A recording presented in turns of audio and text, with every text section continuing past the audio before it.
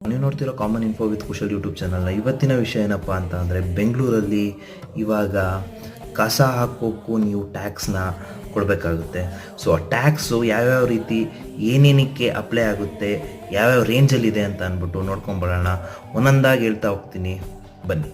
ನಿಮ್ಮ ಮನೆ 600 square feet ಒಳಗಿದ್ದರೆ 10 ರೂಪಾಯಿ ಪ್ರತಿ ತಿಂಗಳು ಕಟ್ಟಬೇಕಾಗುತ್ತೆ. 601ರಿಂದ 1000 ಸ್ಕ್ವೇರ್ ಫೀಟ್ ಇದೆ ಅಂತ ಅಂದರೆ 50 ರೂಪಾಯಿ ಕಟ್ಟಬೇಕಾಗುತ್ತೆ. 1000ದಿಂದ 2000 ಸ್ಕ್ವೇರ್ ಫೀಟ್ ಇದೆ ಅಂತ ಅಂದರೆ 100 ರೂಪಾಯಿ ಕಟ್ಟಬೇಕಾಗುತ್ತೆ ಪ್ರತಿ ತಿಂಗಳು. ಹಾಗೆ 2000ರಿಂದ 3000 ಸ್ಕ್ವೇರ್ ಫೀಟ್ ಇದೆ ಅಂತ ಅಂದರೆ 150 ರೂಪಾಯಿ ಕಟ್ಟಬೇಕಾಗುತ್ತೆ. ಆಮೇಲೆ 3000ದಿಂದ 4000 ಸ್ಕ್ವೇರ್ ಫೀಟ್ ಇದೆ ಅಂತಂದರೆ 200 ರೂಪಾಯಿ ಕಟ್ಟಬೇಕಾಗುತ್ತೆ. ಆಮೇಲೆ 4000ಕ್ಕೂ ಹೆಚ್ಚು ನಿಮ್ಮ ಮನೆ ಸ್ಕ್ವೇರ್ ಫೀಟಲ್ಲಿದೆ ಅಂತ ಅಂದರೆ ಆವಾಗ 400 ರೂಪಾಯಿ ಕಟ್ಟಬೇಕಾಗುತ್ತೆ.